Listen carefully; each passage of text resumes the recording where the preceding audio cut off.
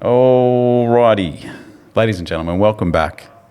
This podcast, we have a good mate of mine and humble man of the community. This guy is actually in the trenches, and we will dig into exactly what he gets up to. But I met him. He is a member of Men of Business, and I won't butcher what that brand is actually doing for our community, but we will get into it. So welcome, Nathan. Alrighty.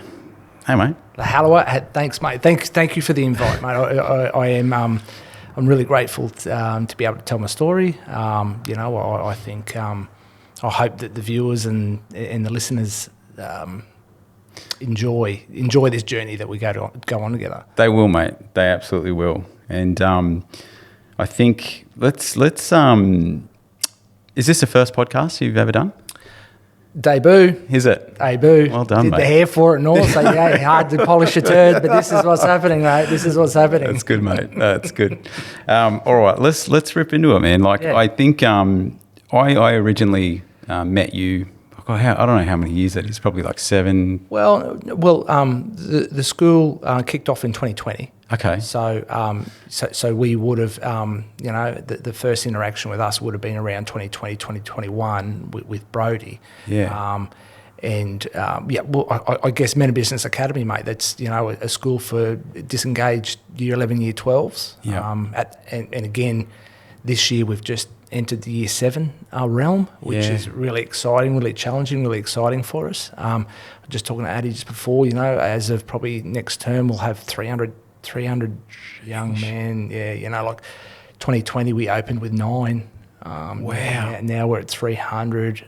So yeah, just huge. Tell the listeners what you're talking about. Tell them what Men of Business is. It's a school, simplistically at its heart and soul. It's a school that assists young men that have fallen out of mainstream school.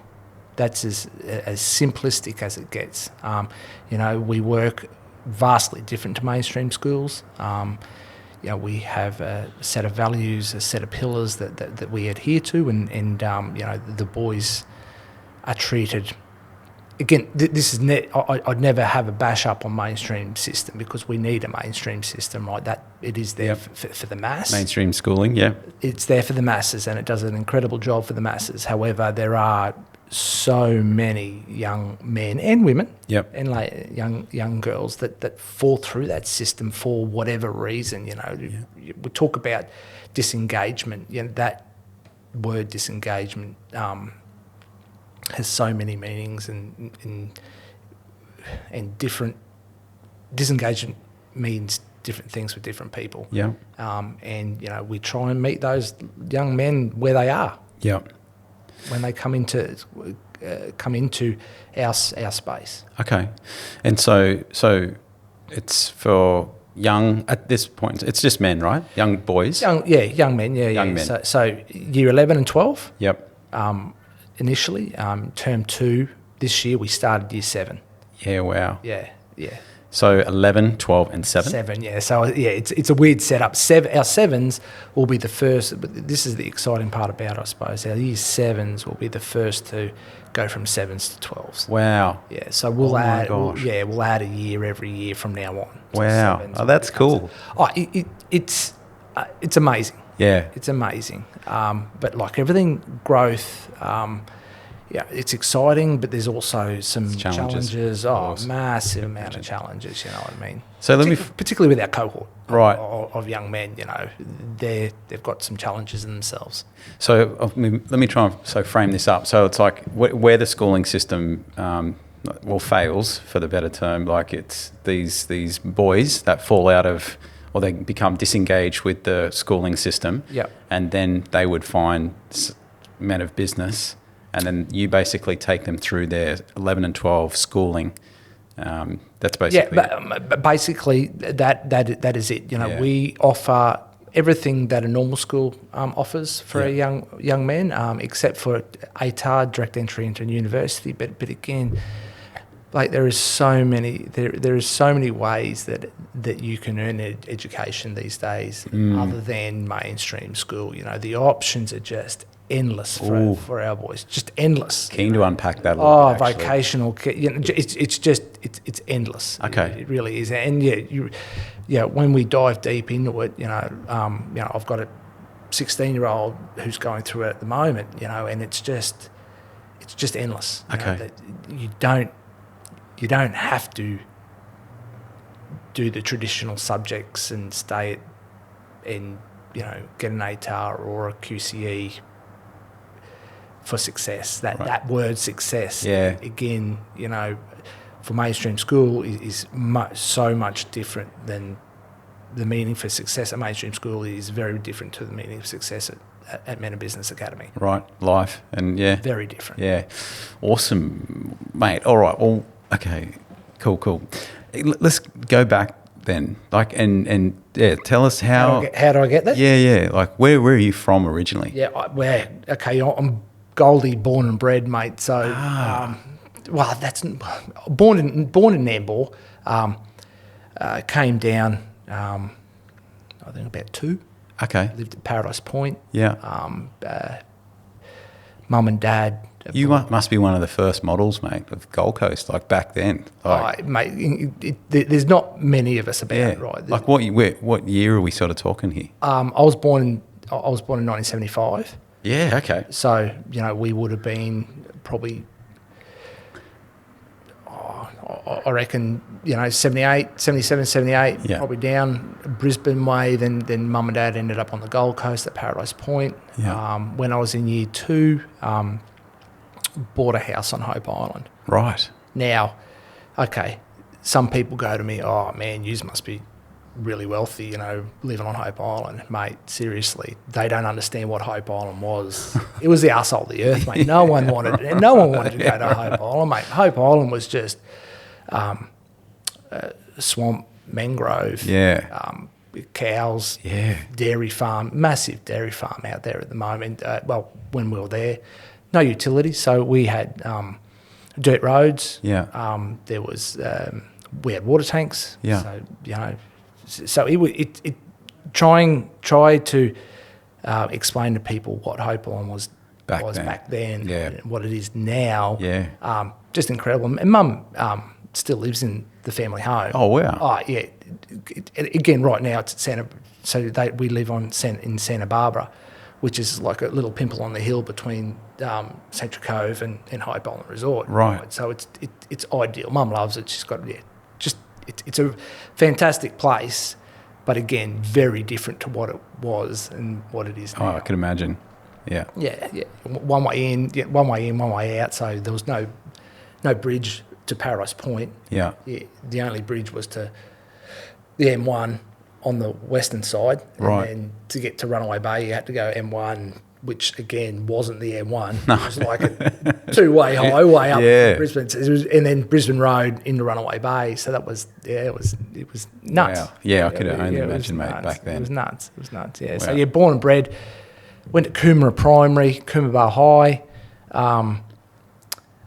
Mate, we were speaking before this about feeling like an imposter at Men of Business, and I'll sort of explain that a little bit.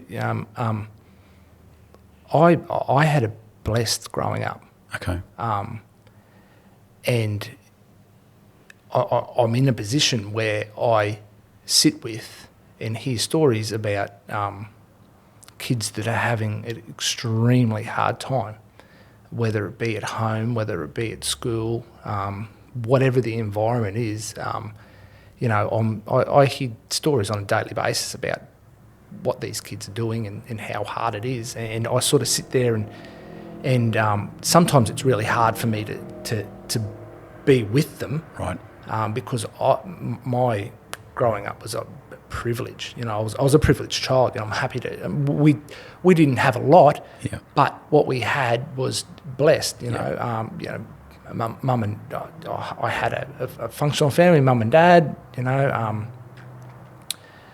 Schooling was amazing. I had zero problems at school. I love school. I'd go back to school now if you gave me the choice. I'd go back to year 10 and just carve it up. It was just an amazing time, right? Coomera High was just incredible. And then from there, and you know, my story grows for me to be able to sit with these young people because my life sort of changed, and well, not changed, but I was able to have some lived experience to allow me to sit with these kids. So from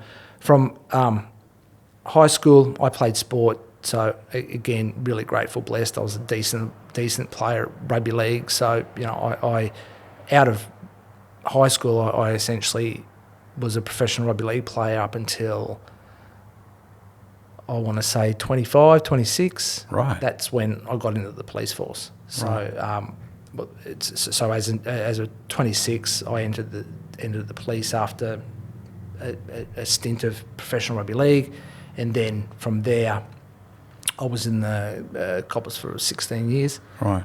Where did you play footy? From school, I went to South Queensland Crushers. Okay. Again, I don't know what the listeners even know what. So the South Queensland Crushers were the second team in Brisbane before there was the Dolphins, right? Yeah. Like in 95, the ARL decided to expand. Okay. Which included a second Brisbane team, the South Queensland Crushers. So in 94, straight out of school, 93, I finished school in 93. 94, I started Q Cup. Yes. So I was 18 playing Q Cup with the South Queensland Crushers. And then in 95, we entered into the NRL as the South Queensland Crushers. So really exciting. From there, you know, unfortunately, the club, we lasted 95, 96, 97, and then they arseholed us in 97, which right. was absolutely heartbreaking, mate. You know, yeah. like I still have contact with, you know, many of those lads that went through with me. You know, 97, I played a full season of first grade. Mind you, didn't win many games. We won 2 games. Yeah. Won 2 games for the season. It was a really tough, really tough. I mean, you can try and draw analogies from at this day and age. You know, there was me. I was, you know, probably 20, 21, trying to play first grade in first grade. Yeah.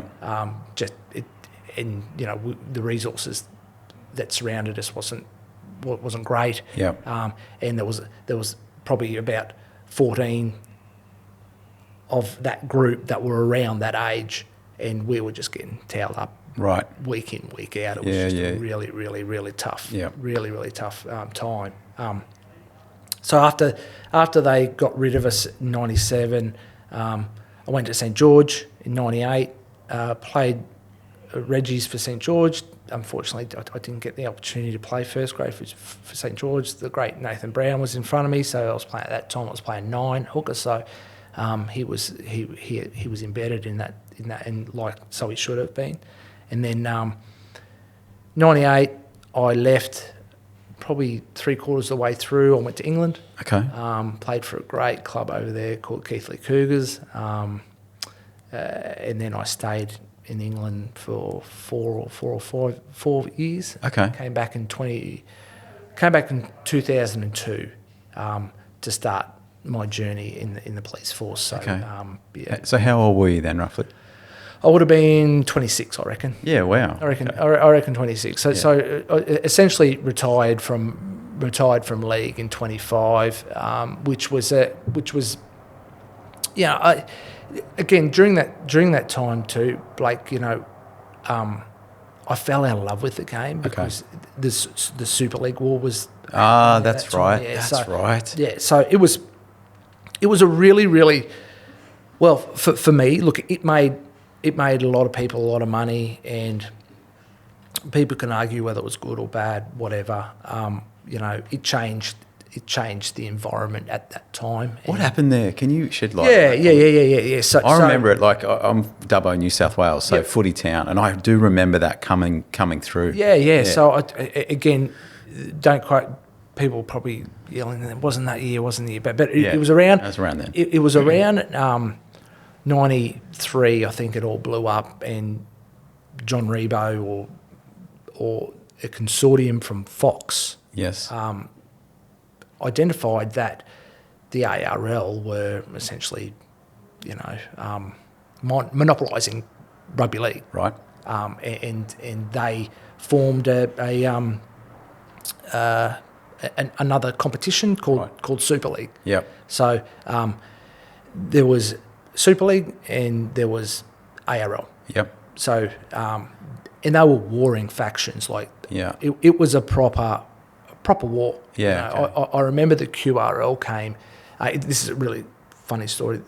The QRL came down to our South Queensland Crushers training session after the war kicked off. People were left, right, and centre trying to sign with Super League or sign with the ARL. The ARL's heavy brokers like Kerry Packer. Yeah. At that point, it was like Optus v Foxtel. Yeah, right. Right. So Optus League, Optus Vision. Yes. That was the pay The per sponsor, view, yeah. pay per view, and Yeah. then you had Foxtel, Right. which was Super League. So, again, don't quote me on the teams, but the loyalists were the South Queensland Crushers, Manly, Easts, the Roosters. Oh God.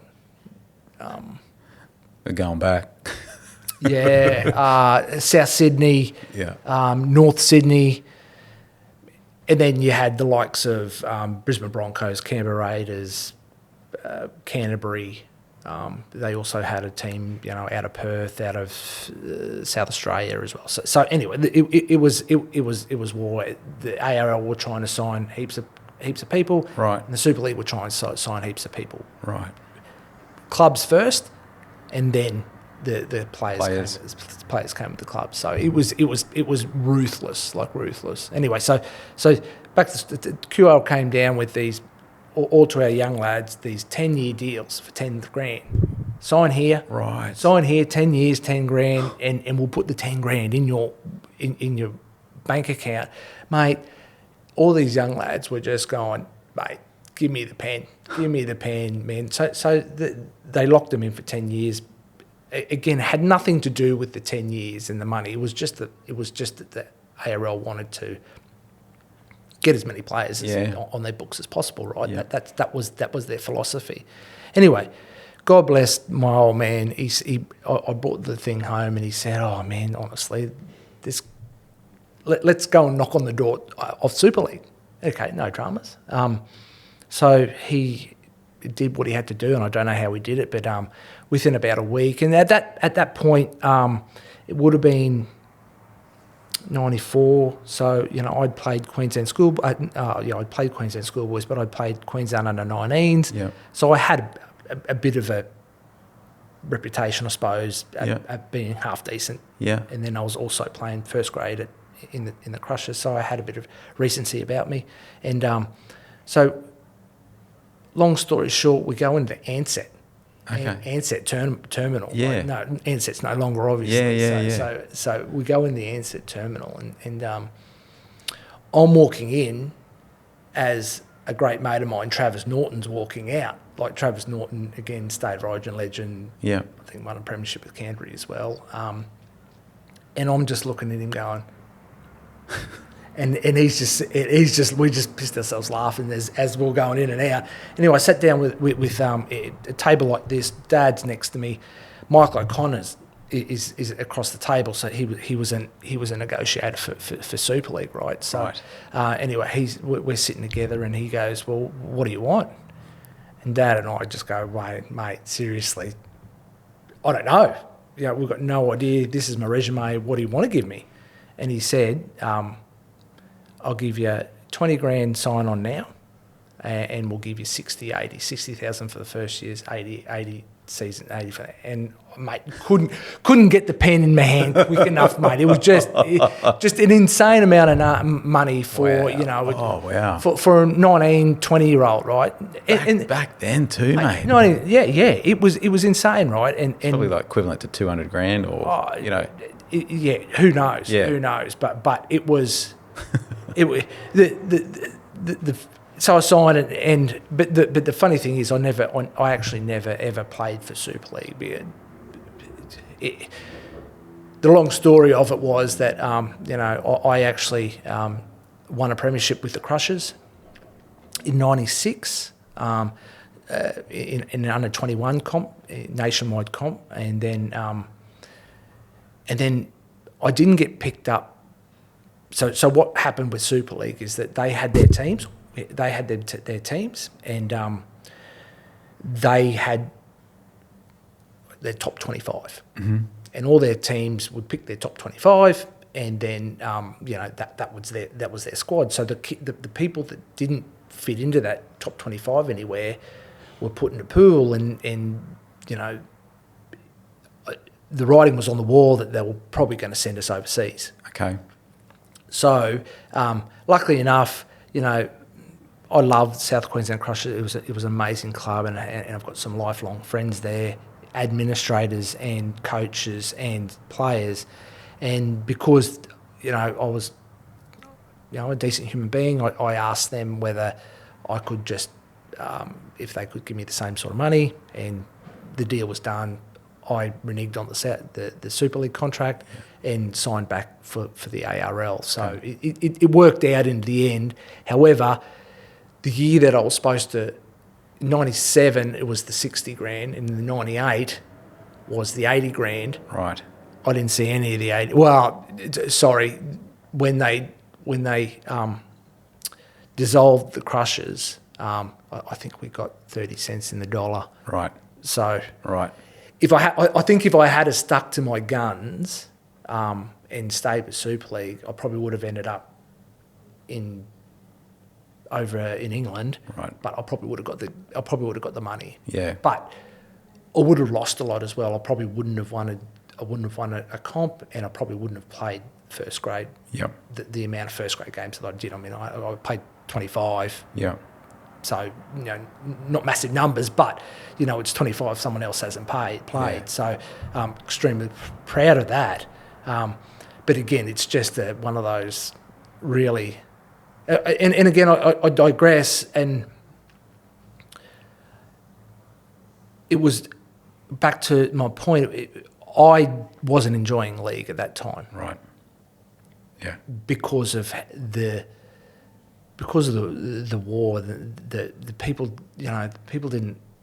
people were talking about, weren't talking about the product. They were talking about the war. Yeah. They were talking about Super League versus ARL rather than the sport, the beautiful, the love of it, the beautiful sport, the beautiful product that we have. Yeah. It tore friendships apart, it tore clubs apart, and I think, people still harbour really strong opinions about what happened. Yeah. Still to this day. Okay. Still to this day. But again, look, it made a lot of people a lot of money. Players. I think. How long did it last? Okay, good question. I think 90s. I think they got back together in 98, I reckon. Okay. 98, 97, 98 or 99, they would have rejoined back together. Okay. Because I feel it was 98 because, again, that was the year that 97 was the year that we dissolved. Right. So, and again, I've got no proof that this occurred, but I've got a feeling that we got resold because Brisbane Broncos didn't want two Brisbane teams in the area. So, and they were the Super Club, which well deserved. Yeah, they're an incredibly huge club. But that's I think that's one of the reasons why the South Queensland Crushers got dissolved. Okay. But again, go to Sydney. Didn't really enjoy Sydney. Again, fell totally out of love with the game. Yeah. I would go to training. I would play. I wouldn't hang around for the first grade. It just didn't have that love. And it took me to go to England. Yeah. To actually find that love of the game again. Yeah. A really wonderful place to play league. Yeah. I was blessed to be in in a really traditional club, a traditional town. Essentially a one-team town. Yeah. And it was just had great, really, really good fun over there. Four quality years over there. Saw the world for free. Yeah. And then came back with a sort of I guess a need. I'd never talking about having a privileged life. I'd never worked a day in my life, mate. Right. Never worked a day in my life. Straight into professional sport. Yeah, never. What a life. Yeah, mate. I was living the dream, right? Living the dream. So I guess now you sort of understand. Well, I go back to you reflect on that. That, and then sitting with kids that are struggling to eat breakfast. Right. Yeah. So going back to my point about feeling like being an imposter at mob, these are the reasons why, right? Because I had such a grateful, blessed life, but when it ended, right? So I made a distinct decision in England that I was going back to commence a career. Yeah. Work. I didn't want to. I could have come back here and played Queensland Cup. Yeah. I could have done that. In fact, I did a pre-season with the Ipswich Jets. But the day that my first day at the academy coincided with the first week of the competition starting. Right. And it was an easy decision, mate. I chose the police and I didn't play Q Cup again. Just stuck with the police 7 months at the academy, and then at that point they were crying out for coppers down here, so I spent all my policing on the Goldie. Okay. Which again, brilliant, right? Yeah. Just so blessed, and it was a great time to police too. Had a really good time. I cut my teeth on the beat at Surfers Paradise, which was What years? Extremely interesting. 2002. Got out. All right. I would have graduated in September 2002. Well, Okay. I did graduate in 2002. Yeah. So straight in. I've probably seen you at schoolies, mate. Mate. What year was? I graduated in 2001, so I probably would have been there 2002. Yeah, 100%. Oh, around then. Oh, actually, yeah. I think I did 2 schoolies. I did one because I had mates from up here that finished. They do it a year earlier than New South Wales. Yeah. So, but it would have been around then sometime. Maybe I just missed you. Yeah. Mate, at that point, it was chaos, right? Yes. It was nothing like what they've got now. Like, it was I haven't been in there these ones now, but neither have I. But I can only watch it on Channel 9. But, some of the shit that you saw back then and compared to now, like, just doesn't. It was wild. Right? It just does not compare. Does not compare. I think all of the rules and regulations just fucking came in straight after that time, because it was out of this world. It was Rafferty's rules, mate. I remember there weren't even security guards. Like, you could literally come in and go different like hotels or whatever it is, and it was just like the shit. Yeah, it was chaos, mate. It was chaos. Surfers Paradise policing. Surfers Paradise is extremely different to anywhere else that I have experienced. And it's a really unique area. It's a small division. Yep. So you're only talking about from the Spit down to probably Northcliff. Around that. Yeah. Around Old Burley Road. It goes a little bit down to Old Burley Road before you hit Broadbeach Division. And it's only west to Chevron, or does it do Chevron? It does Chevron, and I think maybe Upton Road. Yeah, okay. Around that area as well. So it's really distinct. And the sole purpose is to Cavill and Awkward. That's where all the action was. You know, like, I bet you. Do you see a fair bit of shit though in that? Oh, yeah, and seriously, the resources back then, it's just hilarious. And like, again, they've got a designated station in Orchard Avenue these days. Yes, like, it's that wasn't there. Oh, no. Mate, we had up near Hungry Jack's, up the eastern end of Cavill Ave, mate, there was this. It wouldn't have been anywhere. It wouldn't have been as big as this. Wow. As what we are here right now, gosh. right? And again, it was violent. Yeah. You know, but those days, it was violent. You know, like we would. There was a charging station. You know, if we're eating dinner here, Yeah. you know, there's a charging station over there when pissed idiots come in, and you know, if the sergeant didn't like what they were doing, man, the sergeant got his own way, right? Right. Whatever it Yeah, is, yeah, yeah. well, however he wanted to do it, Yeah. the sergeant got his own way, right? So you would sometimes be eating dinner and there's blood and spit and coming, like it was just proper chaos, mate. Yeah. You know, like, but I tell you what it did do. It taught you common sense. Okay. It taught really good risk management. You know, it taught you how to talk to people. Yeah. You know, it truly. You had to communicate with people. You had to de-escalate a situation with your words, which you know was brilliant for me. Like that.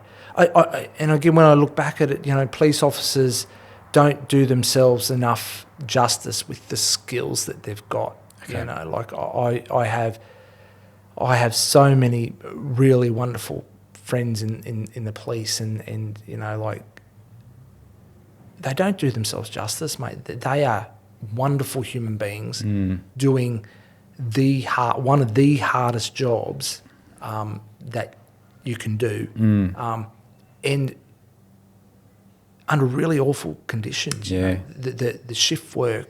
You know, again, I haven't been in there for a long time. So I mean, I think you know, I resigned probably 8-9 years ago now. Yeah.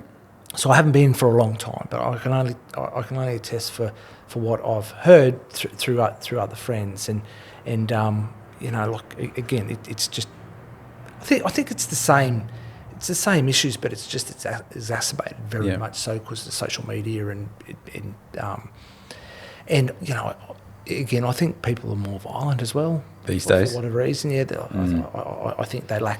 I think there's a lack of patience, and again, all that different drugs, different alcohol. You know, I think all that is like a tinderbox waiting to explode into some points, but mate, I had an amazing time in the service. I did my time on the beat. You know, I became a detective at a Child Protection Investigation Unit. So again,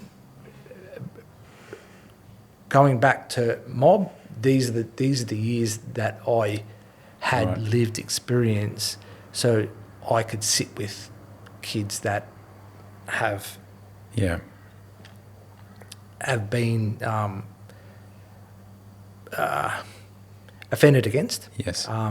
But also, you know, offending kids, because that's Child Protection Investigation Unit essentially have two functions. They deal with kids who commit crime, and the other is they deal with people who commit crimes against kids. Right. So two distinct lanes, and you get a taste of each. What drew you into that space? Oh yeah, really good question. I think I've always had a connection to helping young people. Yeah. You know, helping the vulnerable, helping the marginalised. You know, that's what drew me towards working in the Child Protection Investigation Unit. You know, I was a detective in CIB at one stage as well. But, you know, working with adults just didn't appeal to me as much as it did to appeal to... Because I think the major difference is, back then, is kids had an opportunity to get another chance. And I liked that. That there was ways to divert kids rather than first offence is caught. Yeah. You know, so again, I think diversion has changed now, and I know that there are diversions in place for adults for certain offences, but back then there wasn't, and the only sort of diversionary was for juveniles, Right. which did appeal to me. Yeah. Again, whilst I was at the CPIU, we did some really proactive policing as well, early intervention. Yeah. You know, me and a few other police officers started a project called Project Booyah, which was really it was, you know, I guess one apart from PCYC, probably one of the first early intervention programs run by on the ground police officers, I suppose. Okay.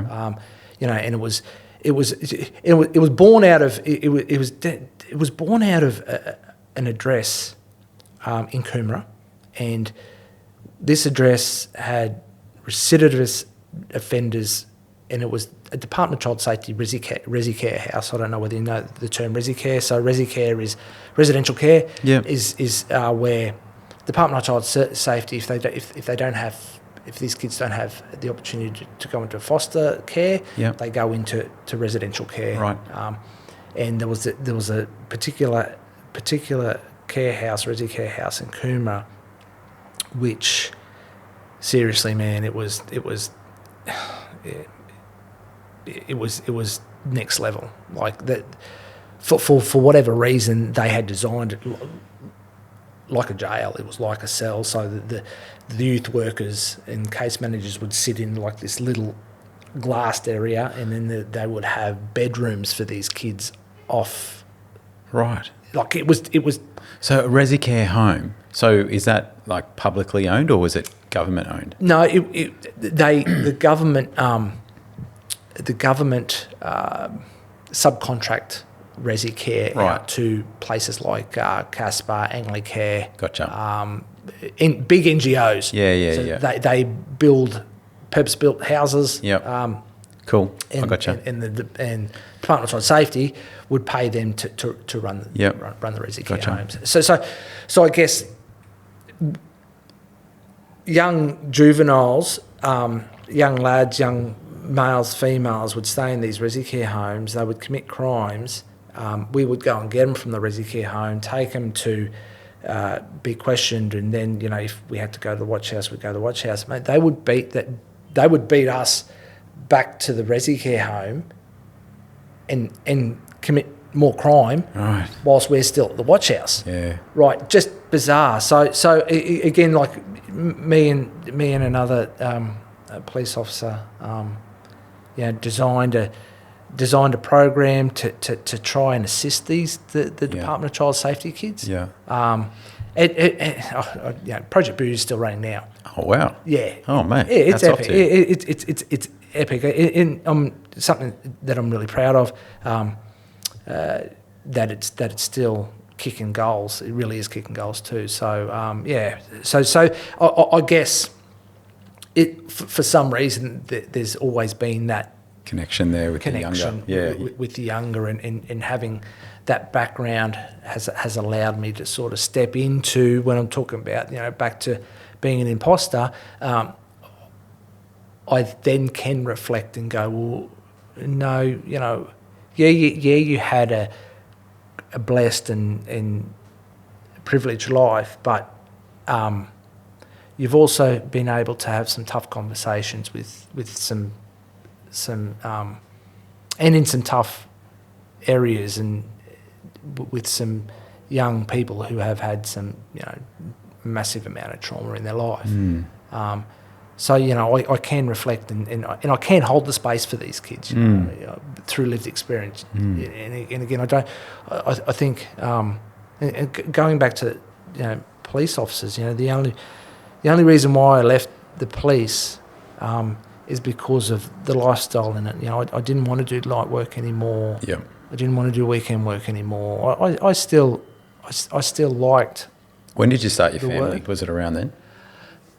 Yes, yeah, it would have been, well, no, a bit later, about 30, I think. Blake's 21. Is your son Blake? Yeah. Yeah. Blake's Great name, mate. Yeah, I know. So Blake's 21, just turned 21 this year. Brady's 17 this year. So 30. I was 30 when I'm 51 this year. So Blake was 21, so I was 30, and Brady's 4 years younger, so 30 and 34. Yeah, wow. Okay. The two kids, 30 and 34. So so Brady would have been right bang in the middle of that, and again, it probably was the catalyst when they got a little bit older. I wanted to go to play. I wanted to play. I want to watch them play footy, watch them play sport. Not have to worry about fuck man, I've got to do it 2 to 10, and I'm here watching. It just didn't appeal to me anymore, right? Yeah. Just didn't appeal to me anymore. And again, when I go back to how wonderful the skill sets of police are, I had a choice. I could go. I could have gone with the mindset. I've got 10 years left. I'm going to this wonderful super package, and that's what that's their go-to. I've got this wonderful super package. Well, your well-being's way more important than your super package, right? Yeah. So when you get to a stage where I didn't want to be there anymore, then and again, I was lucky, right? I was lucky because I had other opportunities come my way, and one was obviously mob was one of them. I worked again. Not many people would know this. I actually worked at Raffers Coffee for 3 years as well. Okay. Again, amazing spot. Yeah. Amazing company. Loved it. I loved it. Actually, the funny thing is, I said Marnie. It was Marnie's birthday. She's the CEO. Right. It was her birthday today, so I texted her today and said, but it's just a really, really incredible place to work. Yeah. Then I loved Zarafas, but I did get an opportunity to come back to what I love to do, which is work with young people, and that was with Mob. Okay. That was with Mob. So I resigned from Zarafas in what have been early 2020 and started in April 2020. Right. At Mob. How did that come about? Mutual friends, wonderful human being by the name of Jason Cesarago, family friends for a long time, rugby league connection as well. Right. I played with his brother. My dad coached Jason, and he, him and the other founder, Marco Rene, had this mission, had this beautiful idea of starting this school. Marco, it was the sort of the brains behind committing to get the money. Yep. Raising the money through his community. And Jason is the he was the brains about getting the accreditation and those sorts of things. So I knew Jace. Okay. And I reached out to Jace and said, mate, I know this is what you're doing. This is where I want to be. And within a couple of months, I wrote a PD.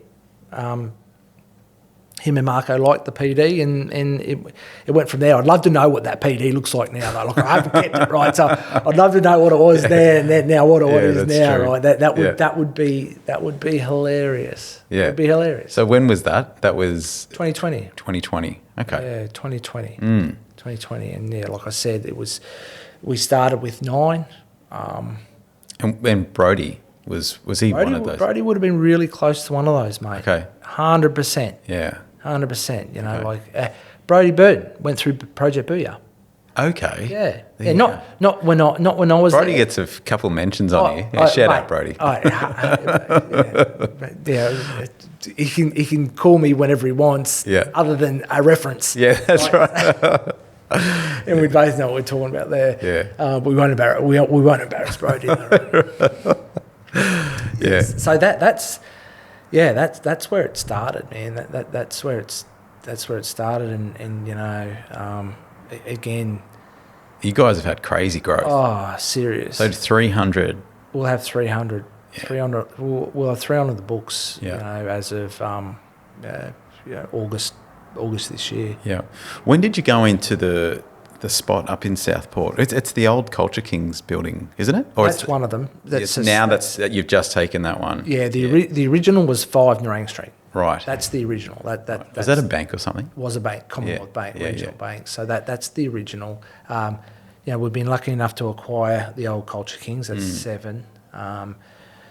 We've got one Nerang Street. Right. That's on the corner. So that's been renovated at the moment. That will be our 7s. That's for our 7s. Right. And then we own 9, which I don't think we'll do much with 9. To tell you the truth. I don't think that's going to be able to be, because of regulations and all that sort of thing. So we'll design something for it, but it won't be a school as such. Right. So, So when you say, like, what, I think I got connected to it through a Nick Barnstall. He's like, It's a name I haven't heard for ages. Yeah. So he originally said to me, he's like, oh, I don't know what it was. He's like, oh, you guys should meet the guys at Men of Business. And then I think he took me up there first, and he and I was blown away. I just loved, you go in there, the decor, like you've got this New York loft style. I'm just like, what the fuck is this place? Yeah. Like, you go in there, there's kids walking around, and the coolest vibe, and then there's like the kitchen, and there's the gym, and then like, and I think I have been in, I think just when you sort of finished the Culture Kings building, I came in and had a look at that. But and I'm like, what is this place? A school? Well, you got a gym in here, you got a kitchen, you got what? Like, it's so awesome. It's so different. Yeah. And Different. And it needs to be different, right? Yeah, it does. It needs to be different. Yeah. The story that you tell there is true of so many people, right, brother. Like, I mean, my role is head of pathways. So my role is to meet people like yourself, small business owners, and try and develop relationships with you, so our boys can plug into whatever their passion is, right? Yeah, right. But another part of the Pathways portfolio is recruitment. So I speak to schools all the time. So we try and develop relationships with schools, healthy relationships, so they can refer kids to us. Right. So the vast majority of our referrals are through state schools. Right. So, and when I get on the phone and try to explain to employers or schools that we're a school, because everyone's got an idea in their head what a school looks like. Right? Chalkboard, desks, more rooms, sterile, quite a sterile environment. And when they walk in, they go, like you just said, what the fuck's this, mate? Yeah. What have amazing. What have I stepped into here? Yeah. And it's amazing because it needed to be different. It did. Just needed to be different. All of our young men have been haven't enjoyed where they were at. Yeah. So we had to be different to that. Because if we weren't different, it would be the same shit, different day. Yeah. And that's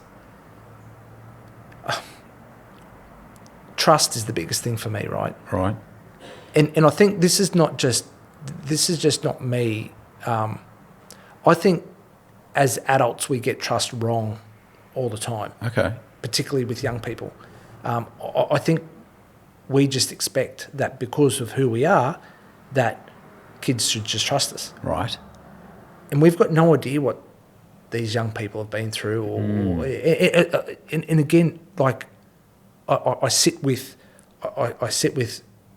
kids that want to come in to mob. Yeah. And the first thing I tell them is that you don't need to trust me. Yeah. I get that you don't probably trust me. For me to even perceive that this kid would trust me is the wrong mindset. Right. Because I haven't earned their trust. Yeah. That's really important. And I think us being different than what they've come is the first step to go, well, this is different. This is different. So I may be able to let go of some of the trauma that has been caused or some of the barriers that they put up because we're different. And, you know, like, again, I sometimes also sit, because we've got different kids in different places, right? So we've got kids from mainstream school, but we also have kids from, you know, youth justice that want to come and we, Oof. oh yeah, 100%. A lot of testosterone. Right? Yeah, 100%, right? So again, those kids are next level, mate. They're not going to trust you. Yeah. Right? They don't trust you. Yeah. Because they have been, again, you know, I'm not, there's a big difference between advocation and enabling. Okay. And I don't want to suggest that I'm an enabler here, because, you know, I know that these youth justice kids, there's plenty of victims out there as well, right? Yep. So, you know, I want to preface that beforehand, because I know that there is another story, and I'm not being an enabler, but you also, these kids, they're kids, and I think if we don't give them a chance, then, you know, where to from here for them, you know, and you know, if they've already been kicked out of the system. And, you know, what and not only one system, mate, you know, their Department of Child Safety kids, you know, who have zero family for whatever reason, or the family that they've got isn't safe enough for them to be there, which tells a story in itself. So they find themselves in residential care or in foster care, which again brings different challenges and barriers, and then they're put into a school system that they're either that they don't fit, you know, or there's stigmatisation about who they are and where they come from, and what they've done. Yeah. You know, and that's, yeah, that what they've done is also their issue. You know, and again, you can't discredit that. But I guess when I sit with a young man that wants to come to mob, and we're having these conversations about, you know, our values as a school, and, you know, whether they're going to assimilate to the group, because that's really important. A group dynamic at mob is really, really important. You know, you've got to give them time, because there is no trust. You know, what me, and again, I think, again, as adults, you know, I don't think we should just assume that the young person in front of you trusts you, you know, because you don't know what they've been told before, you know. That's right. Good or bad, it doesn't matter. Yeah. It's you know. It could have been betrayed by a number of people, yeah, right? A number of people, yeah. right? A number of people. And that's not, again, I'm not suggesting that, you know, they've been offended against or anything like that. Not that, but even the simple thing of you know, youth justice kid, whoever, saying that you know, that someone has tried to get him a job, or tried to get him work experience, or tried to get him into another school, and that hasn't happened, and there's been no communication to him. That there is a massive thing for him. Yeah. Massive thing. Yeah. Like, so again, when you sit in front of these young people, you know, you've got to open yourself up, and you've got to meet them at their level, and not expect that they're going to trust you. Yeah. You know, and I think if you come from a real good place, and you know, let down the whole, you know, because, I mean, adults come from a place of power as well, right? Yeah. And it's natural. That's what it is, right? Yeah. So again, that can also trigger, you know, an enormous amount of trauma for young people. Yeah. You know, so again, just going back to your level, and just, you know, treating them I'm not going to say normally, because I mean that's what you do to everyone, right? But just having that empathetic, empathetic lens to go, you know what? You got to remove all bias, because you really have no clue, like where, and especially as a young person too.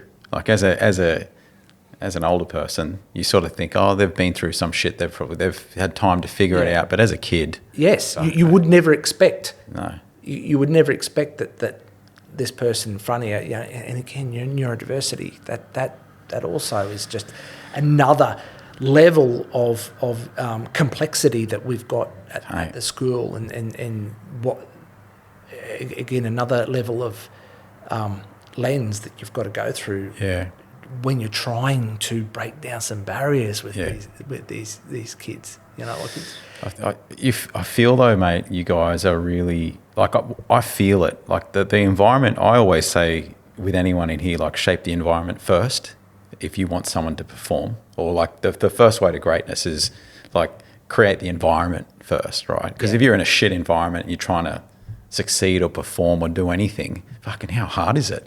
And that goes for even the people next, but the environment first, and you guys definitely have that. And the second thing that you guys have, all the people up there, mate, fuck, like they are just so embracing. Like the people that I've sort of had my short dealings with, they're just so, every time, I can only speak from my experience there actually, but when I meet them, they're so present and warm, and just like, and I feel connected to them straight away, and I'm like, oh man, like, so the environment, the people, straight away, like whatever you're doing, fuck, you've got that part right. The one word that you did say then is environment. Yeah.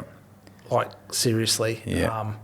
That matters. Environmental factors, it just matters. And again, you know, like you take the amount of case studies that we've got where a kid comes into us and, you know, the referral says this, that, you know, he's got, you know, behavioural history coming out of his woozah, and you going, oh, geez, we've got a cracker coming here. Yeah. And then you put him in an environment where he's trusted, he feels safe, he doesn't feel threatened, there's no fight or flight reactions. Mate, they're good as gold. Mate, I hear you. And to talk, you know, we can talk about, so how we met was through Brody. I've spoken about Brody before. And that's, I think, I don't know how we got connected. It's like, oh, I think the conversation was, look, we've got a young kid in here who's been in a bit of trouble, but he's a good kid and he's got a bit of a passion creatively. And then that's where we got talking. And I think Brody was in here for a couple of years. And mate, seriously, and you know, again, we've spoken about Brody, and we've showcased Brody on a number of occasions, because I know that you've come back and, again, told stories, right? Come back and share the success that we've had with Brody, because it was totally successful. Yeah, mate, I think so. I think so. It was, and again, those stories are the stories that I'm trying to, you know, my team try to emulate, you know, throughout the community throughout the time, you know, like, you know, explaining to employers that, you know what, you're gonna have ups and downs, like you had ups and downs with Brody, mate. They're gonna be high quality at some stage, but they're also going to digress, you know, because that's who they are. That's who they are. They haven't had a traditional a lifestyle for whatever reason, and that has affected them. Whether and again, there's neurodiversity involved as well. You know, the young men with ASD, you know, they've got a gift. You know, it's not a diagnosis. It's a gift. ASD. What's the autism? Oh yeah. So they've got a gift, man, and you've got to find that gift. You know, you've got to find it. You know, we talk about passion all the time. You know, our values as a school. You know, family, respect, ownership, gratitude, and passion. That's our last one. You know, like if you can unlock passion and motivation, there's not much you can't fix. Yeah, I would agree. Yeah, and again, we're hoping, you know, we spoke earlier, you know, we're starting in that year seven cohort, because, you know, the earlier that we get them, I think the better results we're going to get at year 12. Traditionally we get them in year 11 and 12. Mm-hmm. 2 years is tough. Yeah. 2 years is tough to untangle whatever tangles that they've got. And it's pretty fast. Oh, mate. Yeah. Seriously. In, out, 2 years, mate. It moves. Mate, and we're talking about 10-week blocks, right? Okay. Yeah.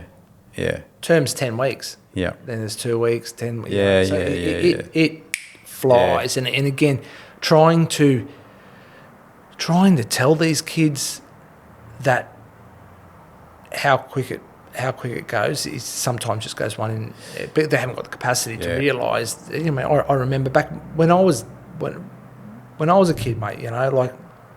You don't appreciate being in the present. Yeah, yeah. Until you're not in the present. Mate, I used to say that to Brody all the time. I was like, mate, you are going to fucking look back on your time at Mob.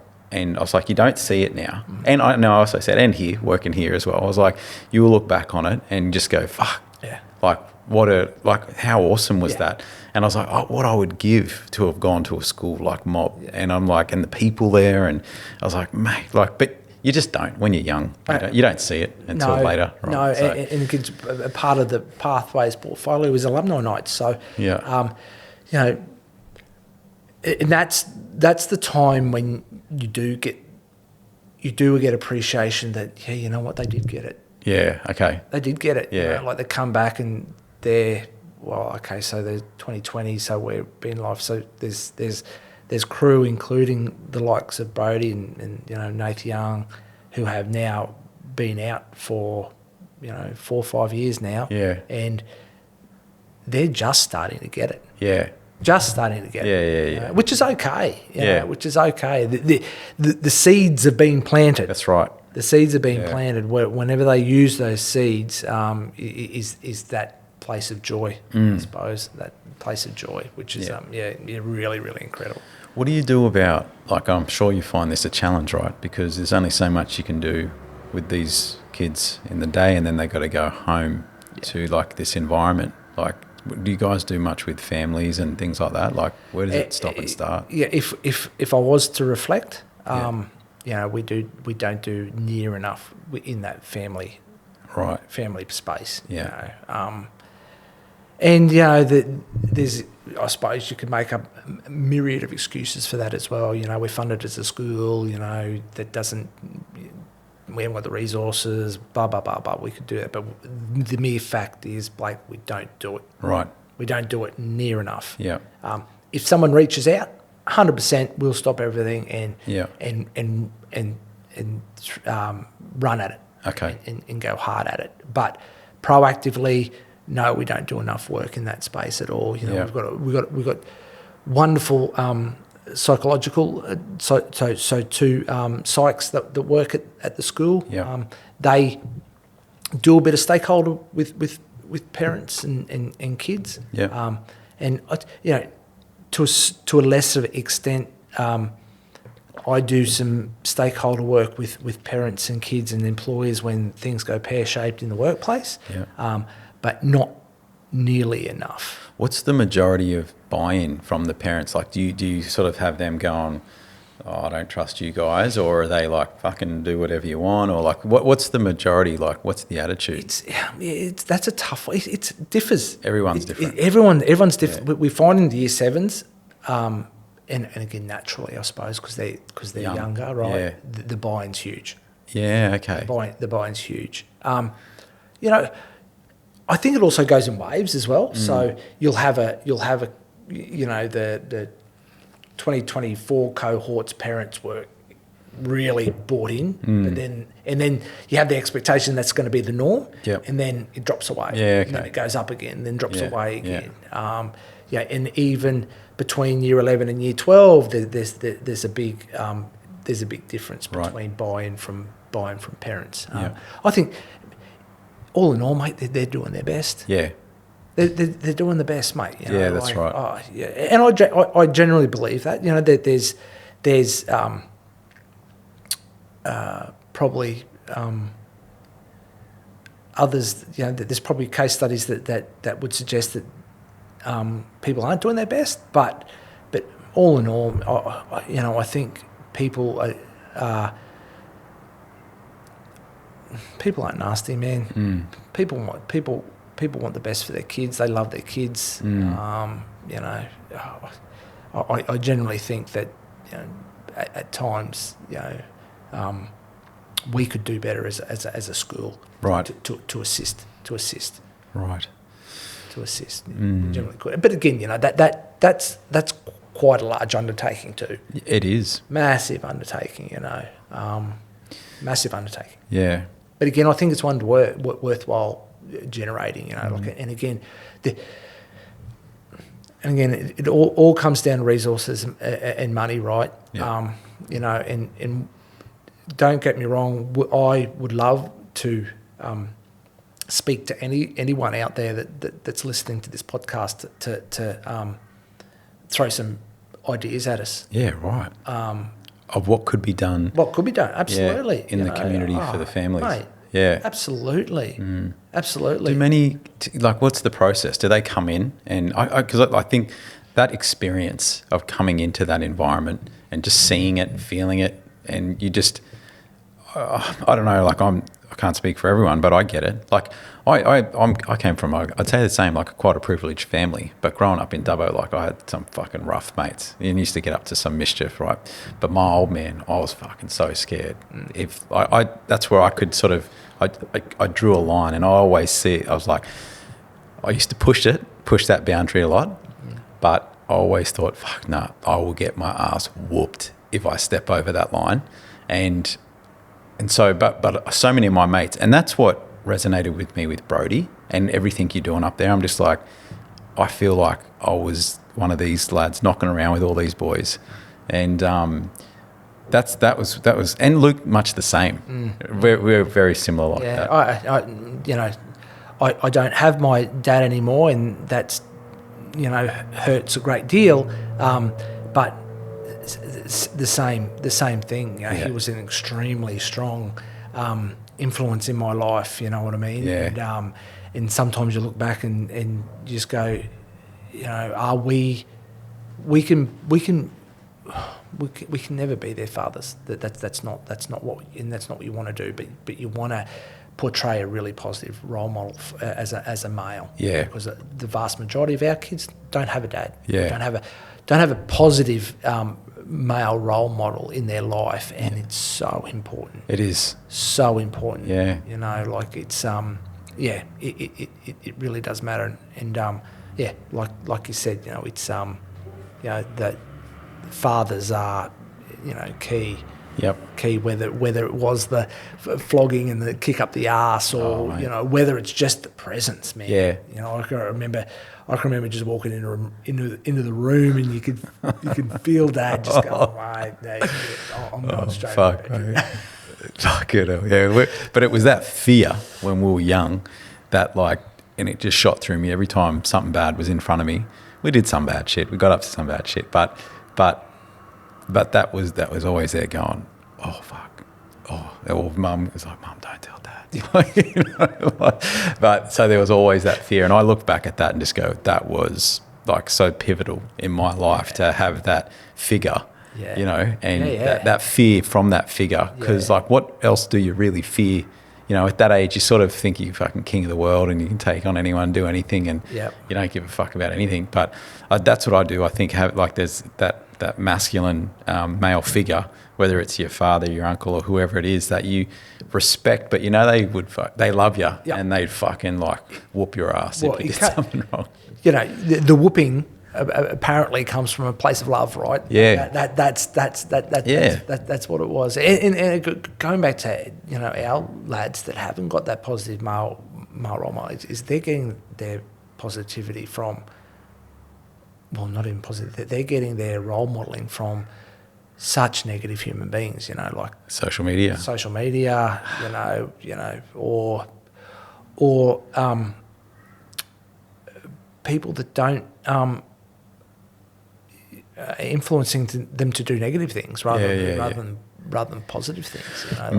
The whole social media thing is that's that's another podcast in itself, mate. It's just, Whoa. it's just huge. Okay. Just Okay. I won't unpack that one. it's just. What do you do? Like, what with the kids and phones? Like, how do you manage that in the school? Yeah, it's tough, man. Is it? It's tough. Some kids are, they're addicted to them. I can only imagine. Oh, Mate. and it's you can see it in their eyes. It's anxiety like you couldn't believe. So we've tried so many things, right? We've tried so many things. We've tried boxes. We've tried like put them so it's a clear box that they can actually see, so they don't. They know nothing. It's there. No one's done anything. Yeah, it's not going anywhere, buddy. It's there. No one's touching it. No one's talking to it. It's there. We've tried that. We've tried charging ports. So have charging ports in each classroom, so they can charge them. Have them on silent. We allow them to have the Bluetooth on if they want to play their music. So, mate, honestly, we've tried so much, and again, sometimes it works, sometimes it doesn't. You go back to the drawing board. We try and bring it back to the values of respect. You can have your phone, but just be respectful about it. Yeah. But again, that our teachers are so wonderful. Like they've got so many different in their class, and they try to differentiate. How many in a class? Yeah. Oh, look, mate, there'd be no more than 15. 15 in each class. Yeah. But man, like we're talking about 15 kids that have never belonged in a classroom, right, and have different levels of math, English, different complexities in relation to how they think and how they feel. Different experiences about being in a classroom as well. So our teachers are they're just amazing human beings. You go back to the feel of the place when you go in there. They're the warriors of the place, mate. They just keep it ticking. Mate, they keep it ticking over. I think I read somewhere there's like a 16, 15, 16-year-old boy, male, like their testosterone increases by 1,400% or something in that time. So fucking everything from, just their hormones and sex, fighting, fucking Well, you're in the peak. People always. So when you go and present, you say it's a disengaged school. The first thing they go to is violence, right? Okay. The first thing they go to is violence. And hand on my heart, do we have some close shaves? Yep, absolutely. Yeah. Every school does, though, mate. Every place. Yeah, But hand on my heart, mate. Violence and fighting is so minor at men of business. It just very, very, very rarely happens. Yeah. Very rarely happens. And people ask me why. Yeah. And I think there's a number of reasons as to why. One is the environment. I think that's the biggest thing. I think the environment, the relationships that we have with the young men, I think that matters. I think we take away that fight or flight reaction. Right. Because that they feel safe. Yeah. I think the competitiveness at a mainstream school really triggers. Okay. Really triggers some kids, and that exacerbates that fight or flight. Right. I think we have expectations, but it's not that they're that they're passing everything, or that they're or that they their assignments need to be on time all the time. It's very. Do they get the job done? Yes, but it's not bang, drilled down their throat all the time. It's an environmental thing. You know what else it is? It's you guys. You guys are different. Like you go in there, use a fit. You got fucking not you, but tats, and you know what I mean. You look like. You fucking look like you wouldn't want to fuck with you. Yeah, well, you guys in there, and you have this. I think there's this innate respect that I when I go in there and I meet some of the guys and I'm like, but then yous open up, like yous are all just the loveliest people. Yeah. But I think I think you've got a couple of guys in there. I don't know them by their names, but you just wouldn't mess with them. You know what I mean? And the funny thing about the school is half the school isn't teachers, Right. which is another totally different Right. totally different dynamic. Okay. Right? Okay. I think I'd have to check this, but I think we're in staff.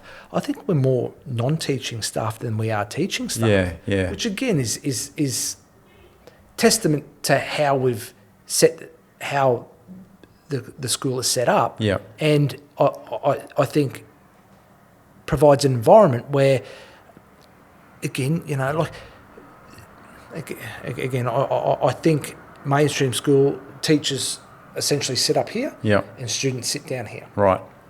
I think there's a levelling out. Okay. Yeah. Because yes, the teachers have an extremely respectful. Our teachers have extremely respectful interactions with the boys. There are non-teaching staff there as well. That although there there's an expectation of respect both ways, we're not teachers. Yeah.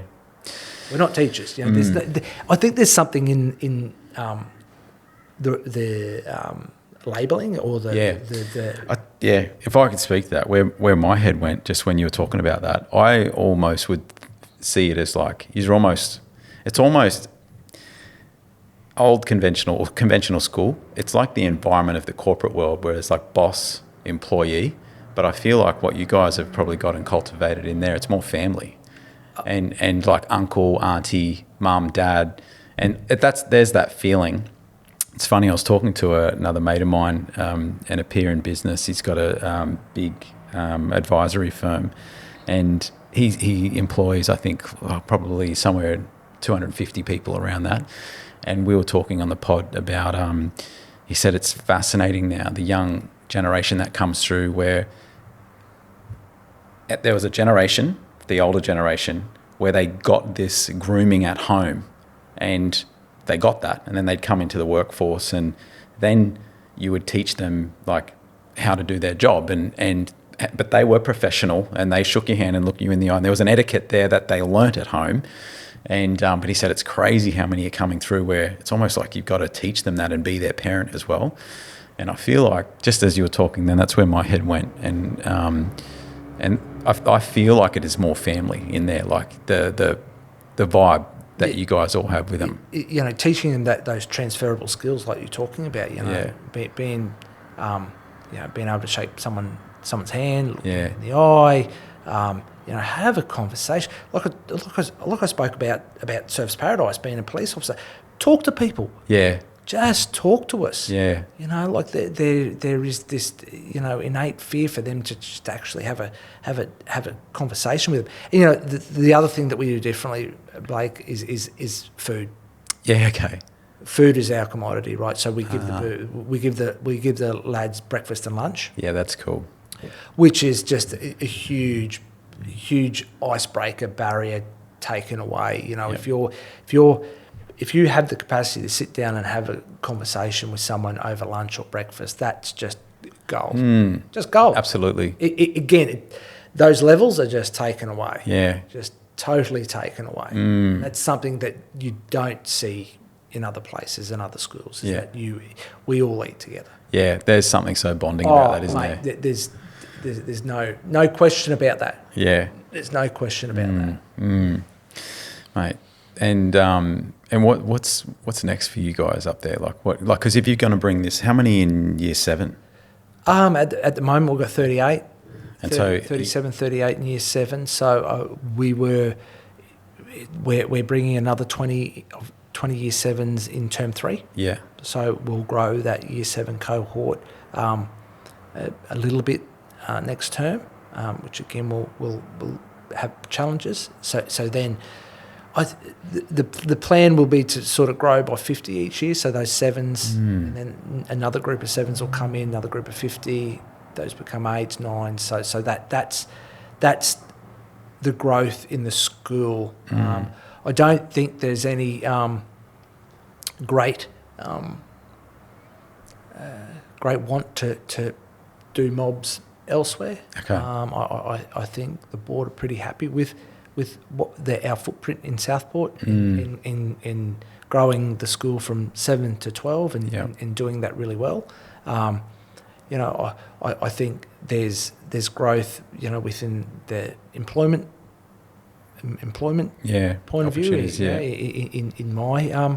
In my portfolio, again, you pointed out a point of growth that we could be going into, and that's dealing with families. I think there's also, I can see if I did a SWOT analysis and there was a threat of my department, I don't know how long all these employment opportunities are going to be around. I just don't know. That worries me about with AI. Is that where you're going? Yeah, AI, but also just small businesses. Like the environment that again, I'm not going to get into politics because again, that could be another. No, we can talk about it. But again, I think there's pressures everywhere, right? Yeah. And the easiest option is to not employ. Yeah. Again, you're a business owner. Right? No, we can have this chat, mate. You're a business owner, right? Like, and I come to you with this amazing altruistic view of getting young people into your environment, and you teaching them and building a pathway in videography or marketing or whatever. But if you're not comfortable about where you are as a business because of the environment that you're in, you're not going to take that chance. Yeah. And I just get a felt sense that that's what's happening out there. Yeah. It comes down to risk, right, which is cost at the end of the day, and their expectation. That's probably the biggest thing. Like, because I'm all about advancement. Like, so in here, we have like a mapped out advancement plan for every position, and I like the fact of systemizing it where we bring people through and they have to work their way through proficiencies to earn their promotion, right? And that promotion then, if they're doing those proficiencies well, should push the company towards its goals and et cetera, and so forth. So I'm all about it. And so for us as a company, we can hire in at low cost, train. Yeah. And so there is like a bit of a commercial strategy behind it all. So we are open to that, but it is. So are you committing? Business. Are you committing to 10 boys? I'm always interested, but we're in a funny space at the moment where Brody was good. He was actually. It was cool having him on. But, it's taken us so much time I talk about that advancement plan like, we've had it forever. We're still tweaking and refining it now. And I just feel like it's we're always doing that. But I definitely, there will be so many opportunities. But for most businesses, what I hear with my mates in construction, I don't know, like there's definitely demand there. Do they want to work? I hear that a lot. Yeah. I do hear that a lot. Yeah, is that a big generalisation or? The marine industry, the IT industry, the construction industry. Yeah. We need this, but it's tough. It's tough to build a sustainable. I think that I think the word is sustainable because again, you don't want to be training kids left, right, and centre because that costs you money as well. Yeah, right? It does. So it needs to be sustainable. Yeah, that's the key. That's the key to it. So it's. And again, I talk to employers and say, listen, man, I don't want.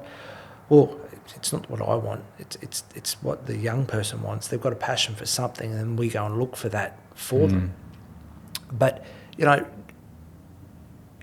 school-based apprenticeships, school-based traineeships, apprenticeships, they all sound really, really lovely, right? And that's probably the end goal. But our young men, they just want a casual job, part-time job. That's what they want. And then for me, that's the building blocks for them to grow into whatever that looks like after that. Because again, committing them to a full-time apprenticeship is a massive, massive undertaking. Yeah.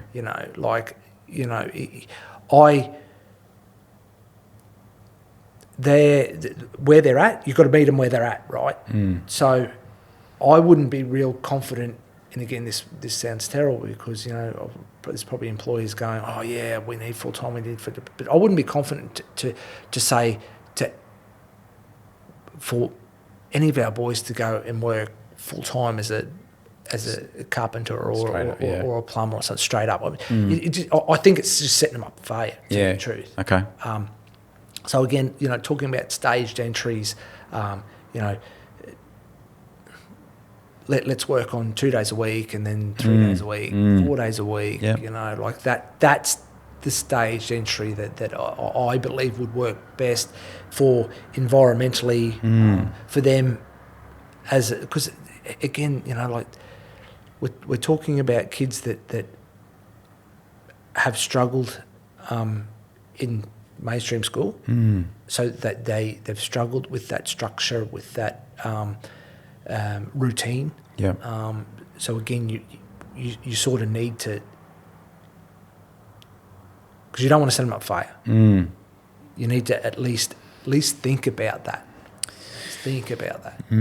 Yeah, I think definitely that first step. It's funny, James and I were talking about this, like your first job, like, and how you're treated and your perception and your impression of your first job, like it's pretty important to like which way that goes and whether you like it or not. And I do think, I do think, like I'm blowing my own horn here, but Brody, that's where it sort of came to with him. I was like, fuck, mate, you need to get out into the world and like,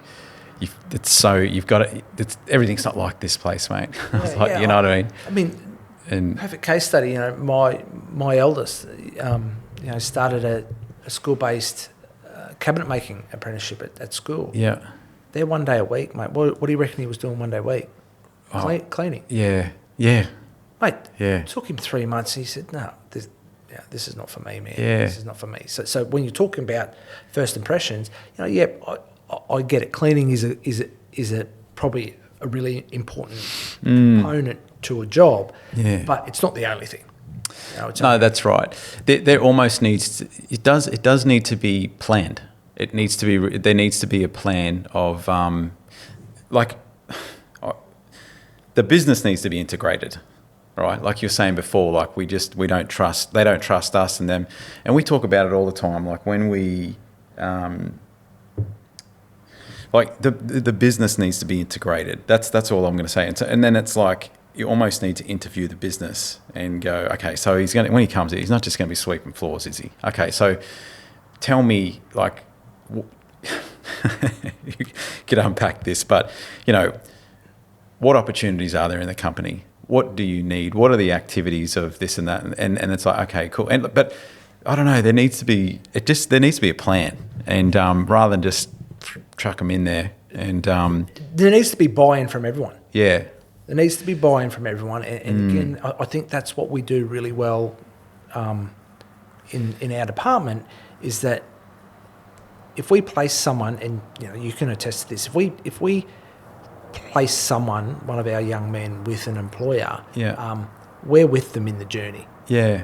We'll answer the phone, we'll answer emails, and we will deal with difficult situations, which again builds trust. Yeah. And I think at times the employers feel somewhat deserted if they don't have that go-to person. Yeah. Because they need that go-to person. And again, when you talk about plan, I think that's a perfect setup where, because again, about transparency, trust, transparency.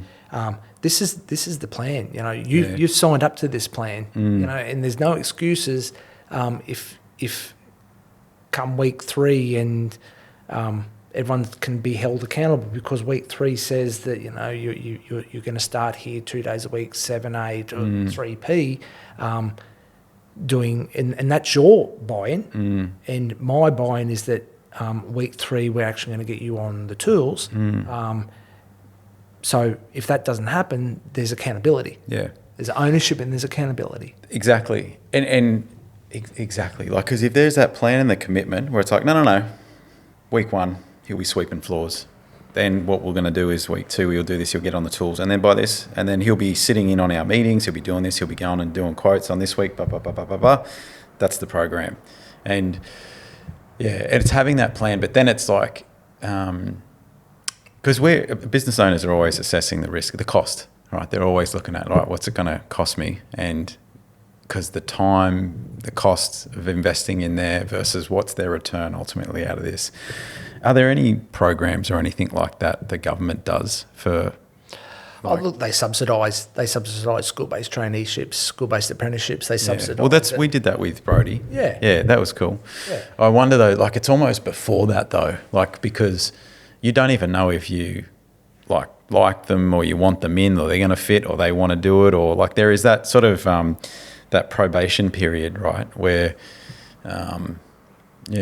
That's probably the most risky, because once they come in and you're like, actually, they fucking did all that. They're pretty good. They could do this. Yeah, all right. Do you want a job?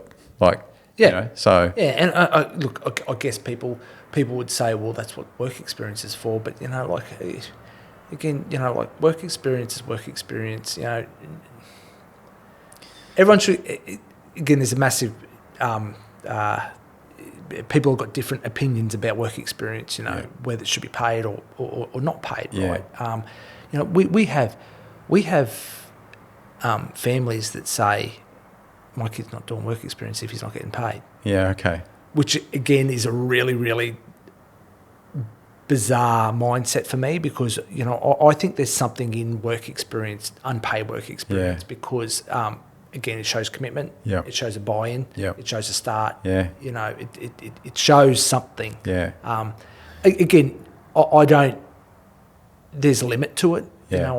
I think, again, if you're going to put me on the spot, I'd say, a week or so. Yeah. And then, you should know within a week if there's going to be a fit or a connection. If you're doing the right thing and you're really trying to connect with the young man or young girl, that's. I think after that time, there should be a negotiation where, well, you know what, yes or no. Yeah. And if it's yes, then there is, but some payment involved. Yeah. That's what that again. People would have way different opinions to that as well. And there's probably HR. There would be. There's probably HR. Out the wazoo, mate. Don't worry about that. Probably just stepped on a hornet's nest. You probably just get HR people ringing you left, right, and centre. I think but there's something in that, mate. There is. But it is like in that. If I liken that to our advancement plan, you just keep going down, and then it's like, what are the most basics, and then it's like, how do you advance that? Okay, so what we're looking for in the first week or month or whatever it is that you're proficient in this, then you do this, then you do this, and you do this. But it's like it's just the risk. It's so costly now with like just. You're talking about productivity. You need that person to be productive. Yeah. You can't, especially when someone's got zero skills, and young. No, mate. You've got me thinking now though. But I don't know. I'm always interested, but that's it at the end of the day, mate. Really, I love the advocacy side of it and wanting to like help these lads in the community. But like, you got to run a business. You got to make money. You got to pay the bills. Absolutely. And that's obviously where your concern comes from. It's like, will this be around? Yeah. And yeah. I guess it worries me that, unskilled labour I think will be the ones that suffer the most. There's two arguments there. Unskilled labour probably doesn't get paid as much, so they may be more attractive, but unskilled is unskilled. So your productivity as a business is not going to grow. Yeah. And the risk is, you're not getting jobs done, or the quality of work's not there, so you're not going to get any more contracts because of the work. Oh, yeah. So I don't know. It does worry me. Yeah, you're in an interesting spot. You're connecting these young men to the market now, and the market pushes back. Yeah. And so they should be. So they should. Yeah. Because again, I can sit in your position and go, well, what am I getting out of this? Yes, it's a good story. Everyone loves good stories. Yeah. But that's not paying your bills. Yeah. That's not paying, your school fees for your kids. And I know your kids go to like TSS or something, I'd imagine. No. No, mate, definitely not. No. Not living down here in Miami, mate. Contemplating sending them over there, though. Miami High, go Miami High. Mate, we haven't, no, but I don't know, I'm not from here, but it's got a bit of it had a stigma, I should say, Miami. I feel like, though, it's all good now. Like, all I hear is so much good stuff seriously, about it. Honestly, there's good and bad everywhere. Yeah. But honestly, you talk about crime. There's crime everywhere. Yeah. It's just different levels of crime. Exactly the same as schools. There's pockets of bad influence in everywhere. But what you do is rely upon your parenting to go, well, my kid's going to go to Miami High. Yep. You know what? But I'm confident enough that he or she can recognise a shit position and be able to navigate that. That's where it is, mate. Seriously, I mean... No, I'd be keen on that. They're going to Marymount. It's a bit further of a drive. We live just down here, so it'd be so fucking easy, mate, for them to go there. Yes. But no, mate. I'd be keen to... what would the ideal outcome be for you in your position with the boys? Moving into the market. What's the ideal?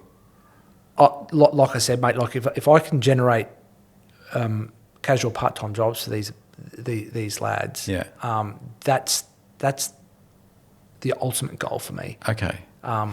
Again, for the sustainable jobs for them. Because again... what does that mean to you? When you say sustainable, it's how long are we? Well, identifying a passion. Yeah. First and foremost, and then giving them some sort of experience with that passion to make sure that passion is truly a passion, and then introducing them into that realm now, and whether it be work experience, then into a part-time job, casual job, then once they prove themselves, full-time job, or then once they prove themselves over and again, I won't put a time period to it. Then that's if it's a trade, move into an apprenticeship, or if it's a traineeship, or whether it's neither of those, and it's IT skill sets, or it's licenses, like going to get your Bobcat license, or those really, really small steps. Yeah. To become to chase their passion. I've set a young man up, and again, this is a really cool story about having a conversation with a kid who I had no idea that he loved droning. Right. And during the tech taster, we bring a company by the name of KJR in, Kelvin Ross and Brett Linden, and just off a cool conversation with him, I've rung Brett, and now he's starting work experience with him. Yeah, that's cool. So and in the background, Brett's telling me that they've met with him, and they actually really enjoy his company. Right. So again, it'll be work experience, and then That'd be cool. it'll be. I think they've got it like a droning project. Yeah. In September. Yeah. So the work experience is setting him up for that. For that. So Right. again, speaking to an employer about the plan, and having transparency about the plan, and telling him about the plan, everyone buys in. Everyone buys in for the ultimate goal of him, getting an opportunity. Yeah. It's about getting an opportunity. Again, whatever that opportunity is, you can't substitute the opportunity. Yeah. No, you can't. It will be what it is, but without an opportunity, you'll never know. You'll never know. Yeah. And that's what I guess, without even going through all that other stuff and reflecting about the question, is it's probably just really, really simple, mate. Is an opportunity. Yeah. Give these kids a go. Yeah. Give them a go, mate. Again, forget about the good, forget about the where they've come from, or the good story that it will generate, and just give them an opportunity. Yeah. Awesome, mate. Awesome. Mate, is there a message that you want to put out there into the ethos? What's say if God forbid we were hit with an asteroid, or no, actually not that devastating, because no one would be here to hear your message. But if for whatever reason, mate, we weren't here next week, what would you want the world to know, mate? Do you have a message? Look, again, I don't want to be too deep, meaningful here, Say that for podcast too. Yeah, seriously. But I go back and sort of reflect on what I've done, and we've touched on a few things about it, and I've painted myself as a bit of a good bloke, but there's a lot of negatives in there too, just slightly. But man, just be kind. Seriously, it's not hard. Be grateful, and think of others. I suppose that's what I've always tried to do. Try to put myself in the young person's position, and attempted to help them out. I mean, again, that's not life changing. It's not rocket science. I don't delve in any of that sort of thing. I'm a really simple human being, and I think the more simple we make things, the less confusing it gets. So that would be my message, brother. Awesome, man. Love it, bro. Thanks for coming in, man. I appreciate your time. Easy, my friend. Thanks, guys. We'll catch up with you next time. Thanks, Nathan. See you, mate. Bye. Yo. How was that? That was great. Yeah? Yeah. Okay, cool. Yeah. It's different coming out of there, eh? Yes. Yeah. How'd you go, mate? Did you enjoy it? Yeah, loved it, mate. Yeah. Loved it. That's cool. Loved it. Yeah. Yeah, there's cool stuff in there. Is it that? Yeah? Yeah. Absolutely. Righto. It was great.